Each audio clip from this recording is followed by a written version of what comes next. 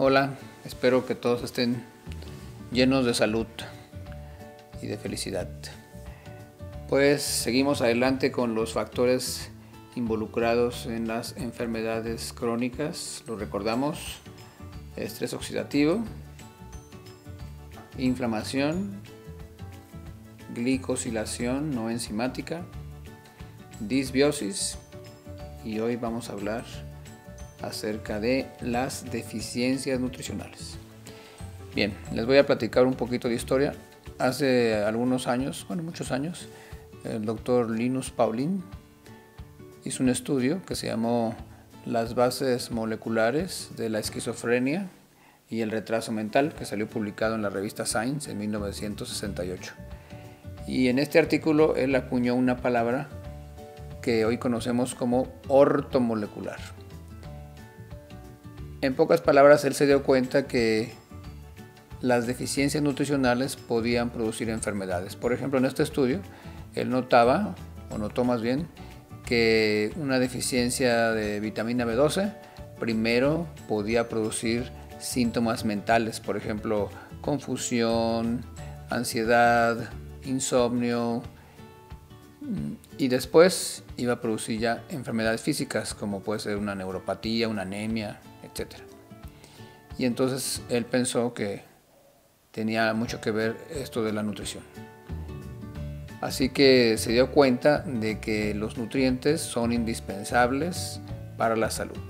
Él le puso otra palabra, él decía sustancias naturalmente presentes, porque lógicamente algunas de las sustancias podrían ser algo que todavía no tenían una clasificación. No tendrían que ser vitaminas, minerales, enzimas, aminoácidos, ácidos nucleicos, sino otras sustancias que todavía no estaban clasificadas. Por eso decía sustancias naturalmente presentes. Bueno, pues bien, hay dos diferencias muy sencillas entre lo que él nos enseñó y lo que normalmente nos dicen. Una que se llama el principio de individualidad bioquímica nutricional. Y el otro principio se llama deficiencias nutricionales subclínicas. En el primero, de esto de la individualidad bioquímica nutricional, él se dio cuenta que no todas las personas requerimos las mismas cantidades de los nutrientes. Hay personas que van a requerir mucho más que las que normalmente nos dicen. Por ejemplo, el doctor Abraham Hoffer, era un psiquiatra muy famoso, él se dio cuenta que los pacientes con esquizofrenia muchas veces requerían, en vez de 25 miligramos de vitamina B3 diariamente, podían requerir hasta 2.500 miligramos, o sea, es una gran diferencia. Y después uno de los contemporáneos del doctor Linus Pauling, el doctor Roger Williams, él hizo pruebas bioquímicas para demostrar que realmente las personas podían requerir, en el caso de las personas sanas, hasta 7 veces más de lo que normalmente nos dicen y hasta 10 veces más en las personas enfermas. En aquella época era muy difícil demostrar que él tenía razón. Sin embargo, hoy a través de la genética se ha demostrado una cosa que se llaman polimorfismos, es decir, son diferencias en el genoma humano. Entonces realmente hay personas que por su polimorfismo requieren mayor cantidad de ciertos nutrientes. Entonces es, por un lado, individualidad bioquímica nutricional, hay que darle a cada quien lo que necesita y en las dosis adecuadas en ese caso. Y segundo, la deficiencia nutricional subclínica. ¿Qué significa eso? Bueno, significa que en algunas ocasiones las deficiencias nutricionales no son tan graves como para que una persona esté a punto de morir, pero sí son suficientemente fuertes como para que una persona sufra de ciertos signos y síntomas. Y eso fue lo que descubrió el doctor Abraham Hoffer. Él se daba cuenta que sus pacientes esquizofrénicos tenían las 4 Ds de una enfermedad que se llama, no las 4, las 3 primeras, de una enfermedad que se llama pelagra. Esta enfermedad está causada por una deficiencia de vitamina B3, o sea, niacina.